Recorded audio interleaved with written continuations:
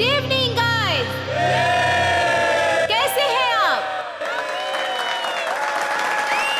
आज की शाम आप जैसे संगीत प्रेमियों के नाम एंड आई मेक श्योर आज की शाम रॉकी एंड बैंड के साथ आप लोगों की बहुत ही यादगार शाम होगी। तो हो जाइए तैयार रॉक एंड रोल करने के लिए रॉकी के गानों के साथ।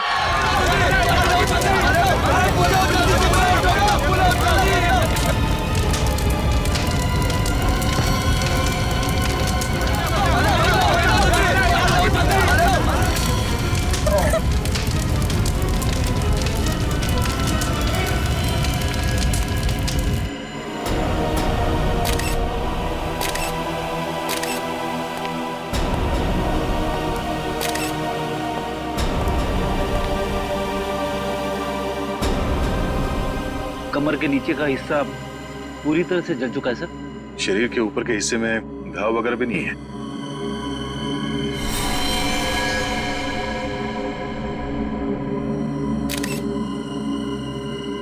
यहाँ स्टेज पे किसी भी चीज को हाथ तो नहीं लगा किसी ने? नहीं सर। ये आग कैसे लगी? पता नहीं सर कैसे लगी। जैसे हमने रॉकी को आग की लपटों में घिरे देखा, हम भागकर स्टेज पर आए, पर सर रॉकी को हम बचा नहीं पाए।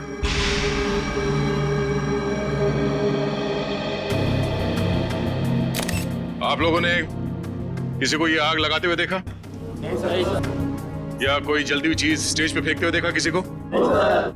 बड़ी अजीब बात है, स्टेज के बीचों बीच अचानक आग कैसे लग सकती है? स्टेज में कुछ है। एक काम करो, स्टेज को अच्छी तरह से चेक करो।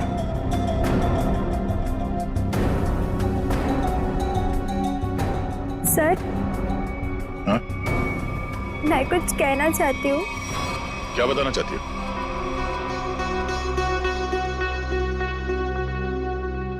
पर यहाँ नहीं, आप आइए मेरे साथ।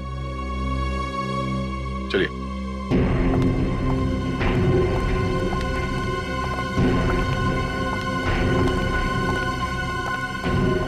बोलो, क्या बताना चाहती हो? मुझे शक है कि किसी ने उसका खून किया है। किसने खून किया? कौन है वो? सर वो कौन है ये तो नहीं पता, लेकिन कुछ दिनों से हमारे बैंड को धमकी भरे लेटर्स भेज जा रहे थे। धमकी भरे लेटर्स? हाँ, और वो सारे लेटर्स रॉकी के नाम पर भेजे जा रहे थे, वो भी खून से लिखे हुए। क्या आप हमें वो खून से लिखे हुए लेटर्स दिखा सकती हैं? हाँ सर, मैं अभी लेकर आती हूँ। प्लीज। सर, अगर लेटर्स भेजने वाले ने आग लगाई है तो इसका मतलब है कि शो के दौरान वो ऑडिटोरियम में मौजूद था। हाँ पूर्वी, लेकिन उसने ये आग लगाई कैसे, ये पता लगाना जरूरी है। सर, मिला फ्रेडी? सर ये देखिए, नीचे से एक वायर का तार निकला हुआ है। तार निकला हुआ है स्टेज के नीचे से?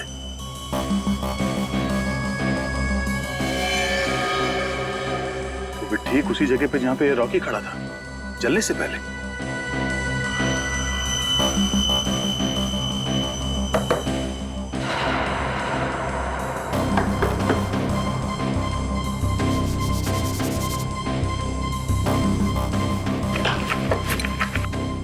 स्क्रू ड्राइवर देना।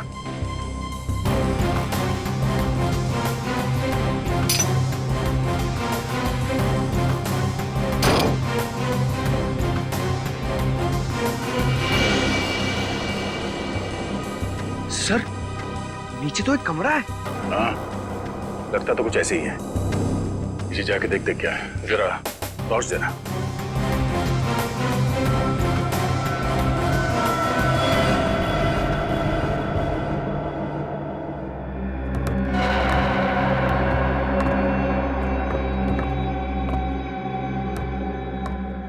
अरे ये कैसा छुपा हुआ कमरा है सर? पूरे कमरे में धूल मिट्टी पड़ी हुई है। ये कलाकारों के लिए अलग से बनाया हुआ कमरा है। यहाँ से स्पेशल एंट्री दिखाते हैं। सर खूनी ने स्पेशल एंट्री के लिए बनाए दरवाजे का बड़ी होशियारी से इस्तेमाल किया है। सर ये देखिए, ये वायर ऊपर से नीचे आ रही है सर। ये वायर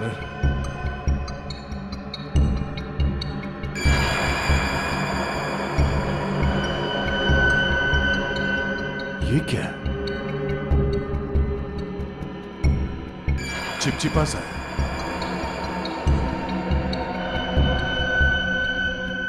ये तो रबर सोल्यूशन है। सर रबर सोल्यूशन यहाँ पर? हाँ, यहाँ पे क्यों? ओह, अब समझ में आया ये सारा मामला है क्या? क्या सर? ये सब रॉकी को मारने का प्लान था।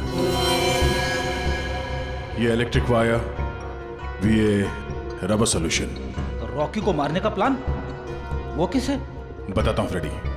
पहले ये देखते हैं कि ये इलेक्ट्रिक वायर जाता कहां है।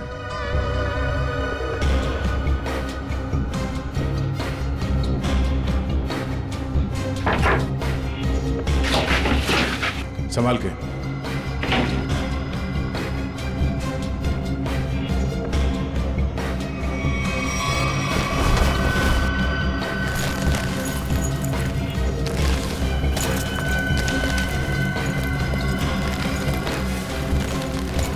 सर ये तो बैक स्टेज एरिया है।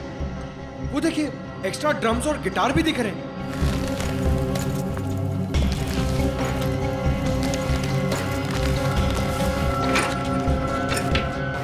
ये देखो, वायर मेन स्विच से कनेक्टेड है। आपको समझ में आया फ्रेडी? फ्रेडी, रॉकी ठीक उसी जगह पे खड़ा था जहां से हम लोग नीचे आए, और ये वायर उस दरवाजे से कनेक्टेड था और आसपास रबर सॉल्यूशन पड़ा हुआ था। जैसे ही कंसर्ट शुरू हुआ, किसी ने ये मेन स्विच ऑन कर दिया, वायर में शॉर्ट सर्किट हो गया और रबर सॉल्यूशन में आग लग गई, और आग इतनी तेजी से फैली कि रॉकी कुछ कर नहीं सका, वही मारा गया बेचारा। सर अब खूनी का कैसे पता चलेगा? ये बैक स्टेज है, इसका मतलब है यहाँ के किसी स्टाफ ने कुछ देखा जरूर होगा। एक काम करो, यहाँ पे जितने भी स्टाफ काम करते हैं उन सबको ऊपर इकट्ठा करो, चलिए।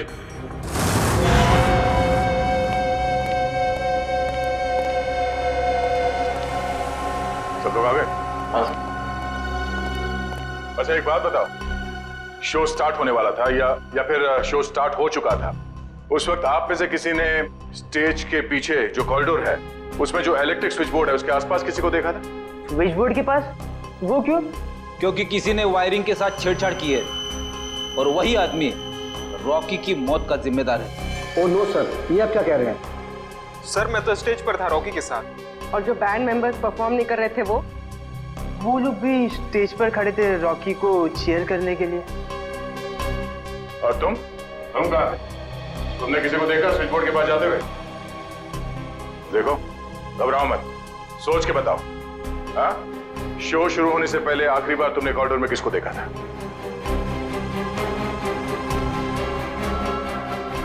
सर इसे देखा था मैंने सर। करण, ये तुम क्या बोल रहे हो? सर मैं झूठ नहीं बोल रहा हूँ, इसे ही देखा था मैंने कॉरिडोर में यहाँ। अब बताओ मिस्टर करण, तुम कॉरिडोर में गए थे या नहीं? सर हाँ मैं गया था, लेकिन क्या करने गए थे तुम वहाँ? हाँ? तुम्हें शो में परफॉर्म नहीं करना था? सर मेरा गला खराब था और मुझे पता था कि मैं गा नहीं पाऊंगा, इसलिए मैंने डिसाइड किया था कि मैं रॉकी के साथ परफॉर्म नहीं करूँगा सर। लेकिन मैंने रॉकी को नहीं मारा है सर। अच्छा सर, कॉरिडोर में और स्टेज के आसपास सीसीटीवी कैमरे लगे हुए। रेडी, तुम और पंकज सीसीटीवी की रिकॉर्डिंग चेक करो, पता चल जाएगा ये आदमी सच बोल रहा है या झूठ। सर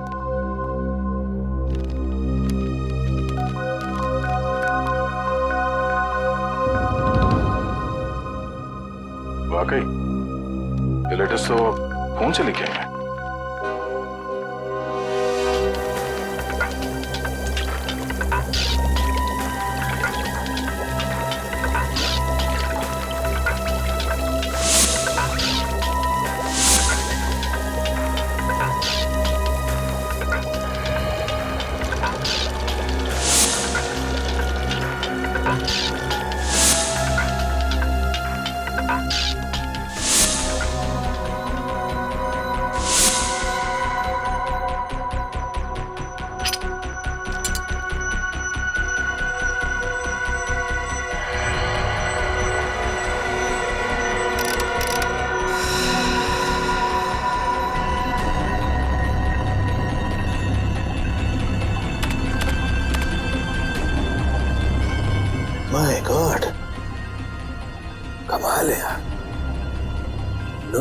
धमकी देने का भी क्या क्या तरीका निकालते हैं। साळुंखे, किस सोच में पड़ा है तू? बॉस, ये जो लेटर्स हैं ये खून से लिखे गए। तो इसमें कौन सी अजीब बात है? अजीब बात यह है बॉस कि ये जो खून है वो इंसान का नहीं है, जानवर का खून है ये। जानवर के खून से? हाँ, ये लेटर्स भेड़ के खून से लिखे गए हैं बॉस, भेड़ के खून से। भेड़ के खून से? और क्या पता चला? ये लेटर्स मैंने अच्छी तरह से स्टडी किए हैं। जिस किसी ने भी ये लेटर्स लिखे हैं वो बहुत ज्यादा पढ़ा लिखा इंसान है। साळुंखे साहब, ये रॉकी के शरीर पे जले हुए के अलावा किसी और चोट या घाव का निशान? नहीं सचिन, इस रॉकी के शरीर को मैंने अच्छी तरह से चेक किया है और किसी किस्म का कोई निशान नहीं है। इस रॉकी का शरीर आधा जल चुका था और जलने की वजह से इसकी मौत हुई। सर, जिसने भी ये धमकी भरे लेटर्स भेजे हैं, सर वही खूनी है क्या? हाँ निखिल, जिसने भी ये धमकी भरे खत लिखे हैं ना, उसी ने खून किया है। पर एक बात है, भेड़ का खून मुंबई जैसे शहर में आसानी से नहीं मिल सकता। वो जरूर किसी जंगल वाले इलाके या फिर फार्म हाउस वाले इलाके से ही मिला है। तो हमारे शहर के आसपास जितने भी फार्म हाउसेस है, वहां जाकर के पता लगाओ, पूछताछ करो और देखो किसने भेड़ का खून किसी को दिया है या फिर बेचा है क्या।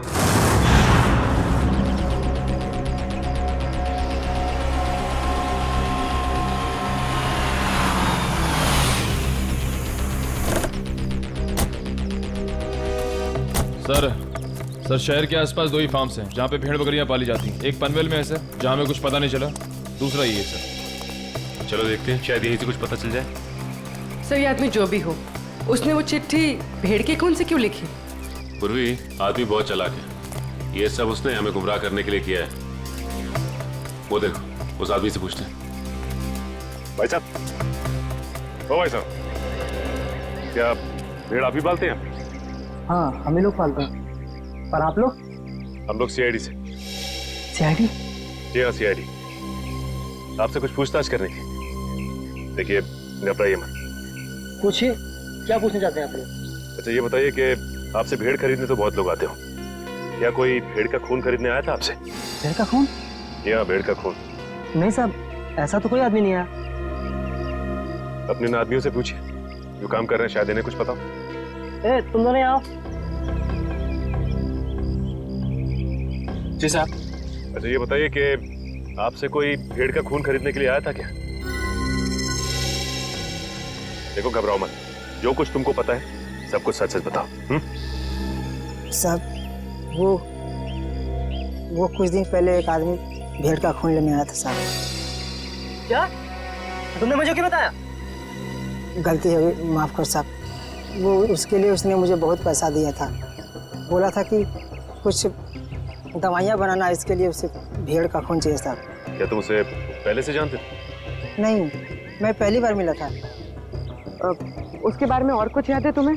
उसका पहनावा या उसकी कोई आदत? हाँ, उसके पास एक महंगा फ़ोन था। वो बार बार फ़ोन को ही देख रहा था साहब। ऐसा फ़ोन मैंने कभी नहीं देखा। ऐसा क्या था उस फोन में?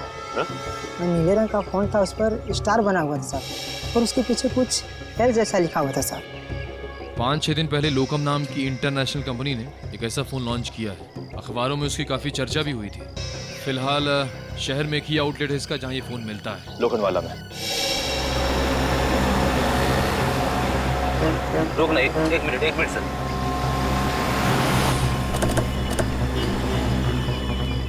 सर, ये उस मोबाइल कंपनी की दुकान है जिसके बारे में सचिन सर ने फोन करके बताया था।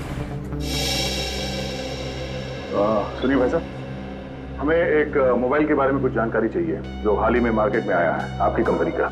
कहीं आप लोकम की बात तो नहीं कर रहे हैं? हाँ, लोकम का नीले रंग का फोन, पीछे एल लिखा हुआ और आगे स्टार बना हुआ। कहीं आप इस फोन की बात तो नहीं कर रहे? हाँ, इसी फोन की बात कर रहे हैं। बोलिए साहब, क्या जानकारी चाहिए? सबसे नया मॉडल है, 10 दिन पहले ही लॉन्च हुआ है।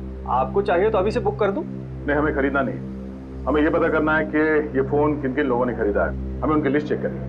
पर क्यों साहब? देखिए, हम सीआईडी से और एक खून के सिलसिले में तहकीकात कर रहे हैं। जी बिल्कुल। अभी तक हमने सिर्फ 12 पीस ही बेचे हैं, कस्टमर का रिस्पांस देखने के लिए।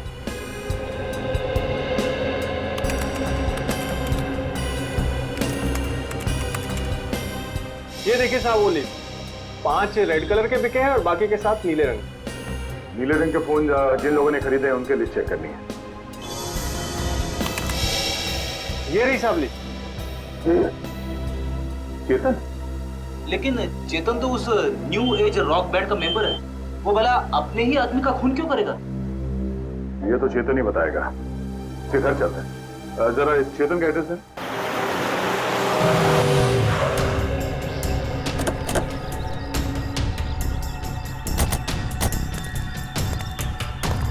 सर घर तो बंद है। अब कहाँ ढूंढेंगे चेतन को? घर के अंदर।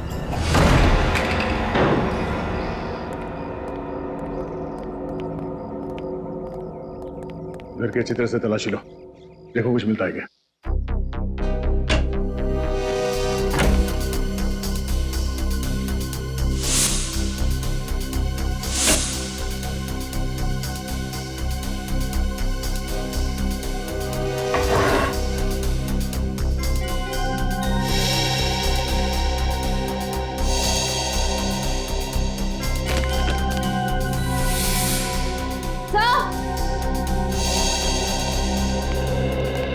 सर डस्टबिन में फटे हुए कागज हैं।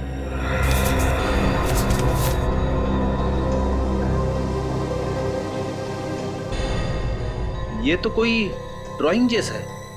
लगता है चेतन ने कोई ड्राइंग बनाई होगी और घर से निकलने से पहले इस कागज को फाड़ के चला गया होगा। कपड़ों को जोड़ के देखते हैं, पता चल जाएगा इस चेतन ने क्या ड्राइंग बनाई थी।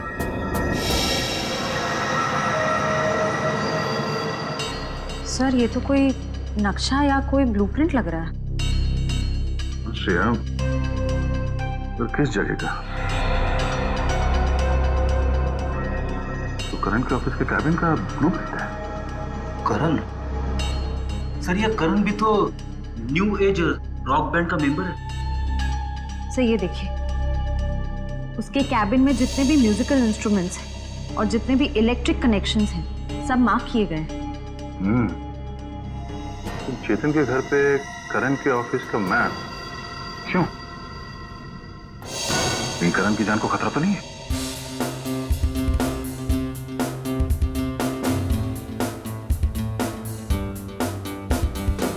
रॉकी सर की बहुत याद आती है। उनकी आवाज में एक अलग ही जादू था। हाँ यार, वो एक अच्छे कलाकार ही नहीं बल्कि एक अच्छे इंसान भी थे। सीआईडी यहाँ हमारे ऑफिस? करण का बात क्या है सर? हमें कुछ जरूरी बात करनी है उससे। सर वो तो बाहर गए हुए। कहाँ गए? सर पता नहीं सर। अजीब बात है सर, स्टाफ को बिना बताए करण कहीं चला गया। करण का कैबिन कहाँ है? वो रहा सर। ठीक है चलो। सर रुक जाइए सर। सर करण सर के कैबिन में जाना मना है सर। चुप, चुपचाप मुंह बंद करके यहाँ पे खड़ा रहे। सीआईडी के काम में दखल देने का अंजाम जानते हो तुम? मगर सर करण सर ने कहा अंदर केबिन में खतरा है, इसलिए सर किसी को वहां मत जाने देना। खतरा है? हाँ सर। फिर तो जरूर जाना पड़ेगा।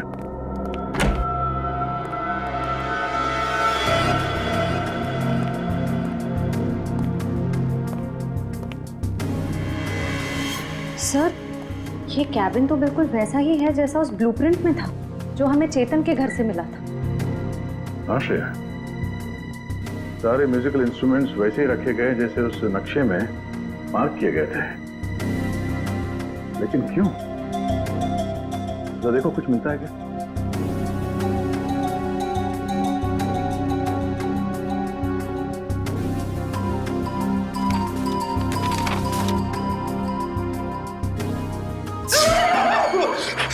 जाओ बेटी। सर गिटार में करंट है। गिटार में करंट है? अरे नहीं सर, सर रॉकी के खून में करण का हाथ है, इसीलिए उसने जानबूझ के ये वाला सेटअप अपनी कैबिन में बनाया ताकि वो शो में होने वाले खून की प्रैक्टिस कर सके। सर ये स्केच देखिए, इसमें म्यूजिकल इंस्ट्रूमेंट्स और इलेक्ट्रिक कनेक्शंस बिल्कुल वैसे ही हैं जैसे उस शो में थे। स्टेज और बैक स्टेज में भी सब ऐसे ही फिट किया गया था। ये सारा मामला समझ में आ रहा है। करण और चेतन इन दोनों ने मिलकर रॉकी का खून किया है। मगर सर, करण सर ऐसा क्यों करेंगे सर? वो तो पता चल ही जाएगा। पहले ये बताओ, इस कैबिन में करण के साथ कोई और भी आया था?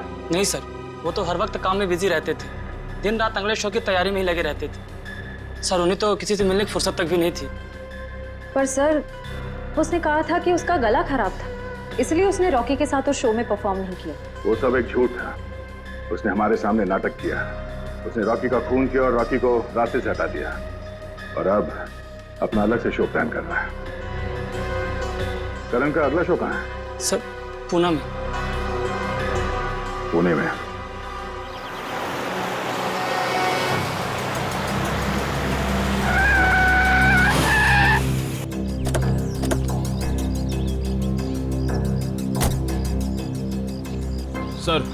सर मोबाइल कंपनी के हिसाब से चेतन के फोन का आखिरी लोकेशन यहाँ पे ट्रेस हुआ है सर। सर इसी सुनसान जगह पर चेतन ही आया क्यों होगा? यहाँ आसपास तो कुछ भी नहीं है। कुछ तो जरूर है। हो सकता है चेतन यहाँ पे किसी से मिलने आया हो और उसके बाद यहाँ पे आके कहीं छिप गया। पर सर अब हम चेतन को ढूंढेंगे कैसे? वो देखो, सामने छोटी सी दुकान दिख रही है ना, वहाँ चल के पूछते हैं।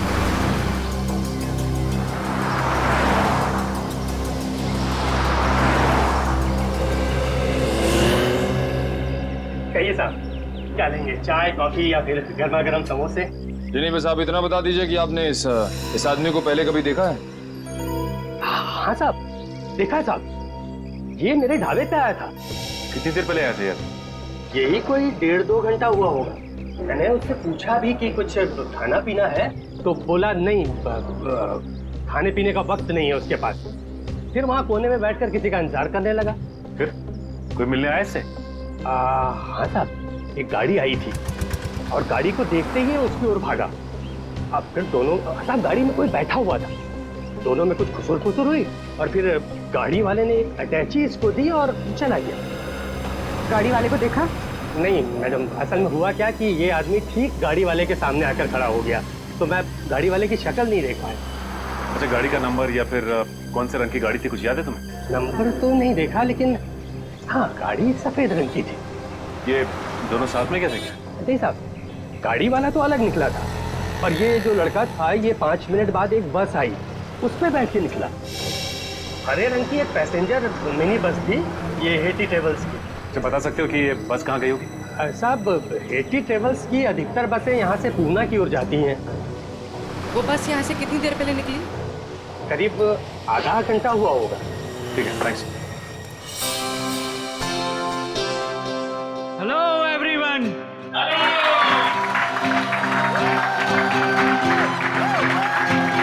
तो आखिरकार वो दिन आ ही गया जिस दिन का आप सबको बेसब्री से इंतजार था। तो अपने दिलों को थाम के बैठिए, क्योंकि अब आपके सामने आ रहे हैं आपके दिलों की धड़कनों को तेज करने the one and only mister Karan.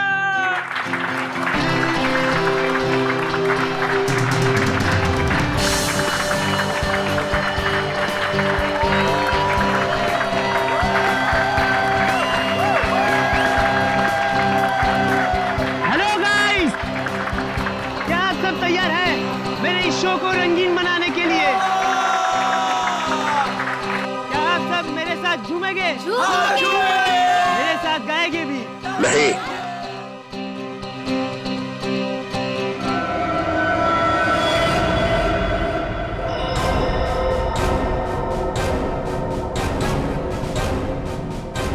CID यहाँ? हाँ, आप लोग सब प्लीज बाहर जाइए। हम करण जी का शो अकेले में देखना चाहते हैं। टेंशन लेने की जरूरत नहीं है, तुम्हारे पैसे तुम्हें मिल जाएंगे। चलो चलिए चलिए।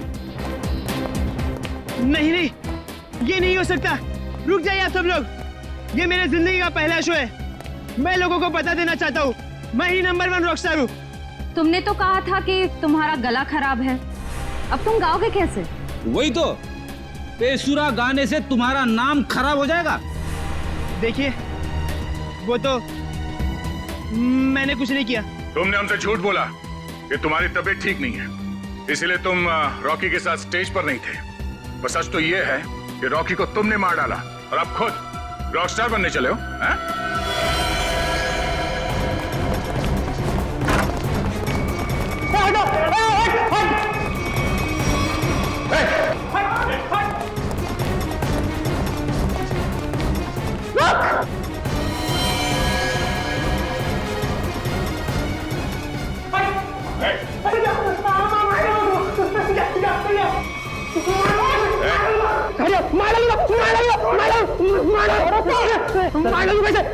गोली चलते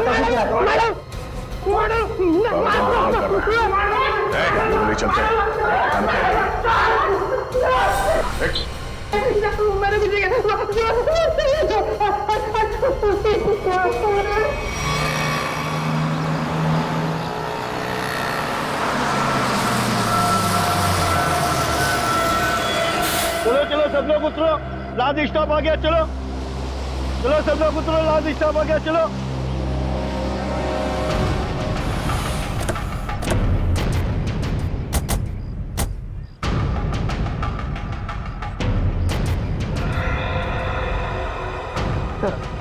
हो रहा है चेतन, बस से उतर रहा है।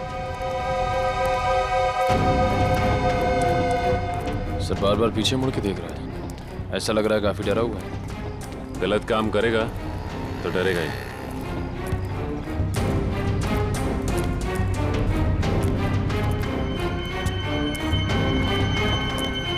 ठीक है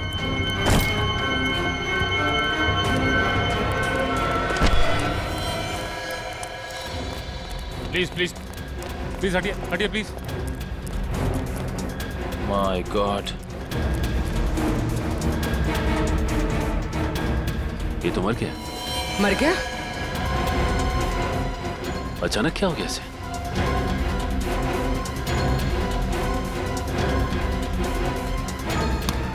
सर शरीर पे किसी भी घाव के निशान नहीं है। और इसकी मौत हुई कैसे?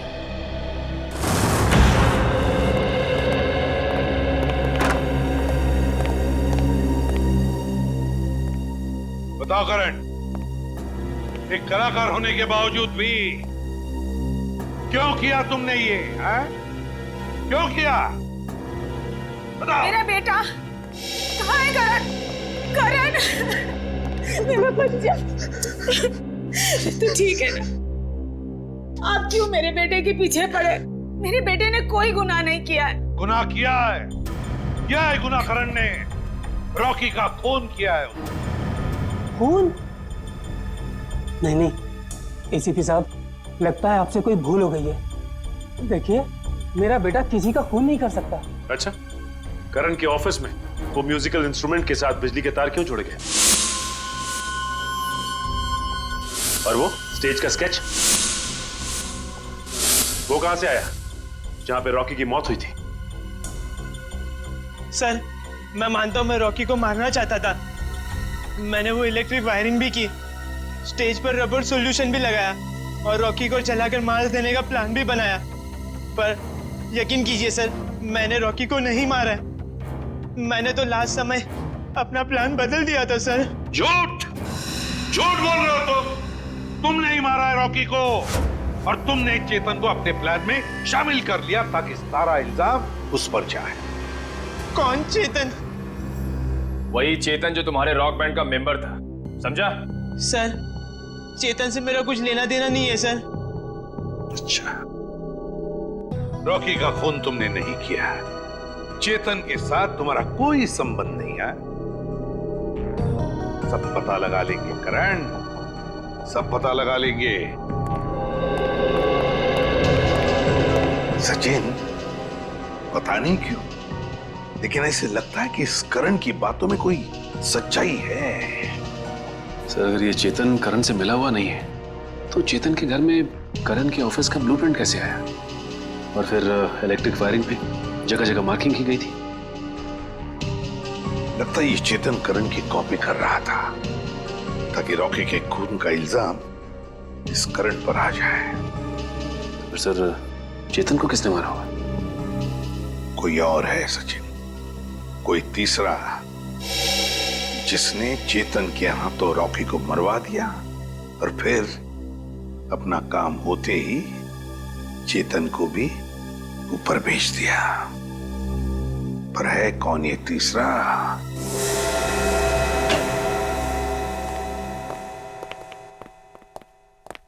सौन के रेजिग्नेशन दे दे, इस्तीफा दे दे। क्यों दे दूं भाई इस्तीफा? क्योंकि तुझे अब तक पता नहीं चला कि चेतन को मारा कैसे। तुम्हें कैसे मालूम नहीं पता लगा पाया है? अरे यार आधी बात पता चल चुकी है। तो फिर बता ना जल्दी। देखो इसकी मौत जहर देने की वजह से हुई। क्या जहर दे के? हाँ जहर दे के। अब जहर कैसे दिया गया है इस बात का पता लगना बाकी है। अभी पता लगता नहीं यार, 1 मिनट रुको ना यार तुम।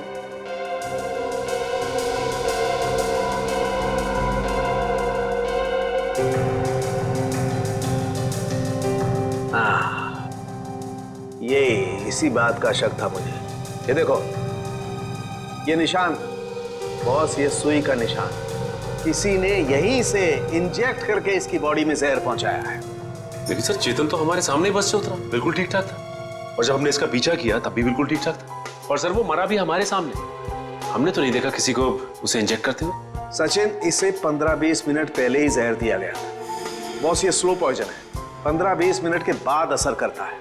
तो इसका मतलब है चेतन को पॉइजन दिया गया बस में।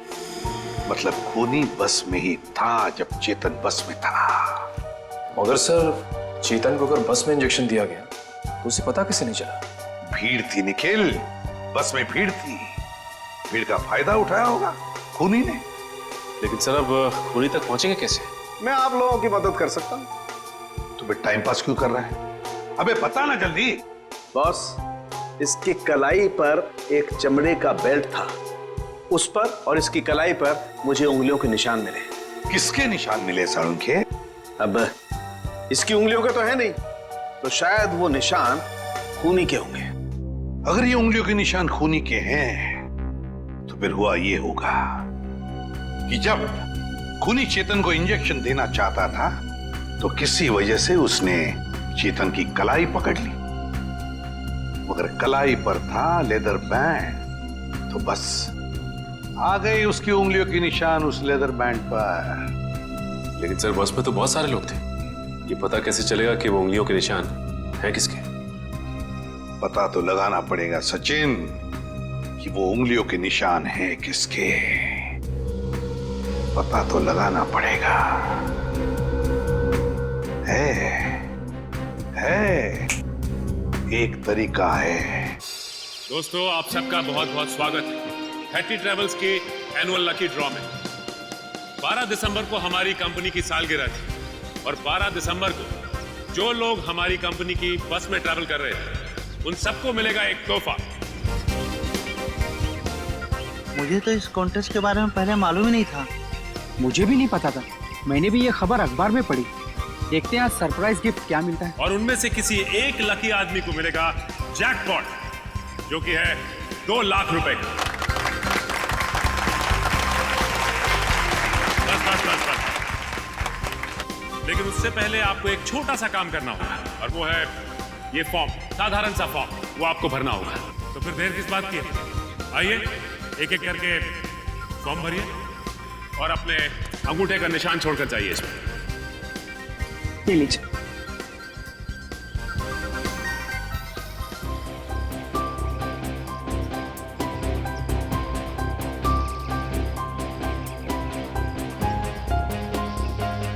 मैडम ये सारे के सारे फॉर्म स्कैन कर लो, नेट पे डालेंगे ना? जी सर जी।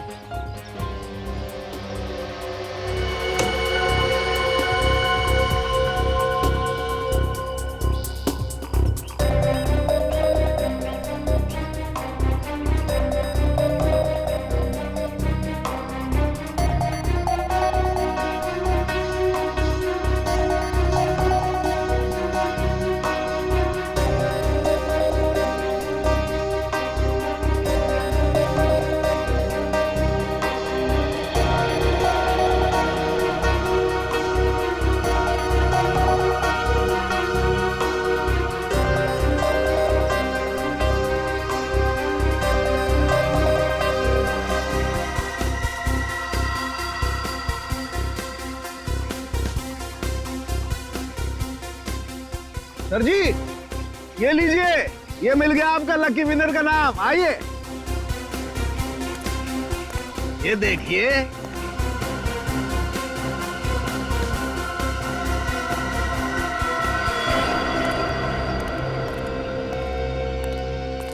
दोस्तों, आप सबका इंतजार अब खत्म हुआ। अब हम घोषित करने जा रहे हैं विनर का नाम, जो कि है मिस्टर जगन। मैं जगन हूं। मैंने जैकपॉट जीत लिया। मुझे विश्वास ही नहीं हो, मैंने 2 लाख रुपए जीते। 2 लाख। सर कहाँ लेना है? आपके लिए हमने और भी कुछ सोच के रखा। उससे भी बड़ा सर? उससे भी बड़ा क्या सर? जेल का। जेल? जगन बाबू, सारी जिंदगी जेल में रहने का इनाम। ये कैसा मजाक है? मैं जेल क्यों जाऊंगा? मैंने ऐसा क्या किया है सर? चेतन का खून किया है, जहरीली सुई चुभोकर। चेतन मैं खून?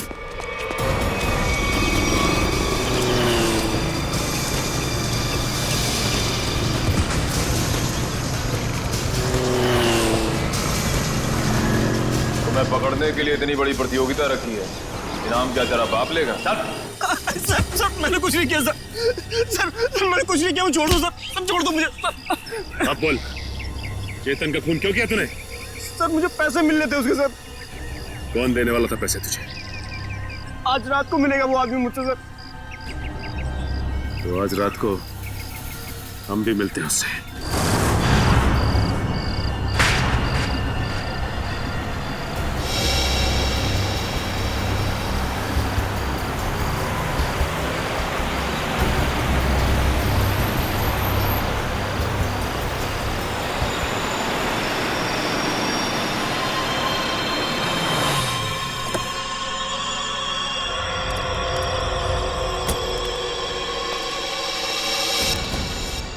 सलाम सेठ।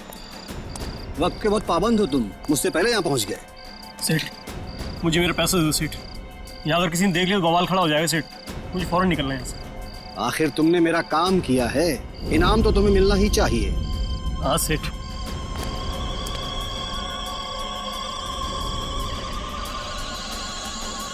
ये रहा तुम्हारा इनाम, देखना चाहोगे?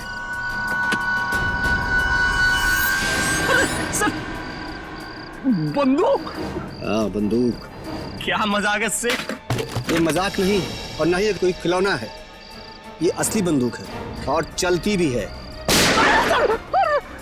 और इसीलिए तो अगली गोली तेरे सीने के पार होती है। सेठ मुझे क्यों मारना चाहते हैं? मैंने तो हेल्प की आपकी। इसीलिए तो अब तुम मेरे लिए खतरा बन चुके हो और मैं खतरों को पालता नहीं हूँ, उन्हें खत्म कर देता हूँ। फिनिश। बाय जगन।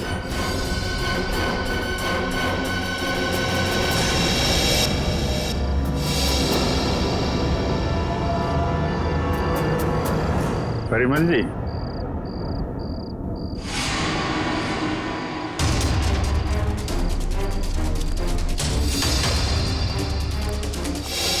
मुझे माफ कर दो, प्लीज मुझे माफ कर दो। अच्छा,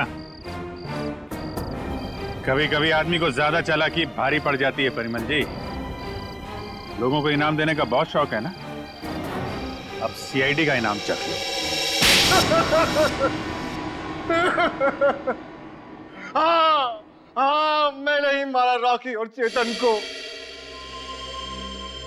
क्यों? हाँ? क्यों मारा तुमने रॉकी और चेतन? तुम तो रॉक बैंड के गुरु थे ना? गुरु? क्यों? क्योंकि उनकी वजह से मैंने अपना बेटा खोया था। उसकी मौत का बदला लिया है मैंने। मौत का बदला? मतलब? क्योंकि उनकी वजह से मेरे बेटे ने आत्महत्या की थी। वो कैसे? मेरा बेटा बहुत अच्छा गाता था, उसकी आवाज में जादू था। बहुत जल्दी वो बहुत पॉपुलर होने वाला था।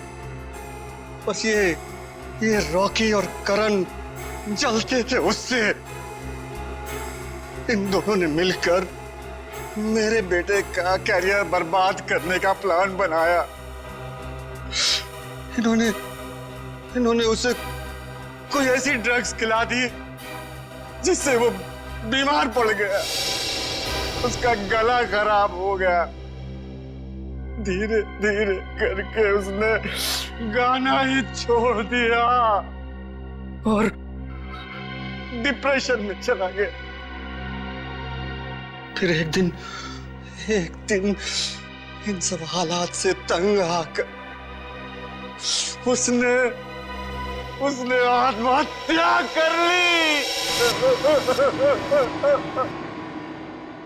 आप इतने यकीन के साथ कैसे कह सकते हैं कि ये सब कुछ रॉकी और करण ने किया? क्योंकि मेरे बेटे के मरने के बाद एक दिन मैंने रॉकी और करण की बातें सुन ली थी, मगर उन्हें नहीं पता था कि मुझे उनकी असलियत पता चल चुकी है। और इसलिए तुमने रॉकी को मार डाला? हाँ, मगर रॉकी को मारने का प्लान करण का था और ये बात मुझे पता चल गई थी। मैं हमेशा करण पर नजर रखे हुए था। और चेतन को क्यों मार डाला? क्योंकि रॉकी को मारने का सारा काम मैंने चेतन से ही करवाया था। वो इलेक्ट्रिक करंट का तार भी उसी ने लगाया था। चेतन मेरे बारे में सब कुछ जानता था। मुझे डर था कि कहीं वो मेरे बारे में आप लोगों के सामने मुंह न खोल बैठे, इसलिए मैंने उसे भी मार डाला। तुम्हारे बेटे के साथ जो कुछ भी हुआ बहुत गलत हुआ, लेकिन इसका मतलब ये नहीं कि बदले की आग में तुम दो लोगों की जानें लो। तुमने बहुत बड़ा जुर्म किया है और इस जुर्म की सजा तो सिर्फ फांसी ही है, फांसी।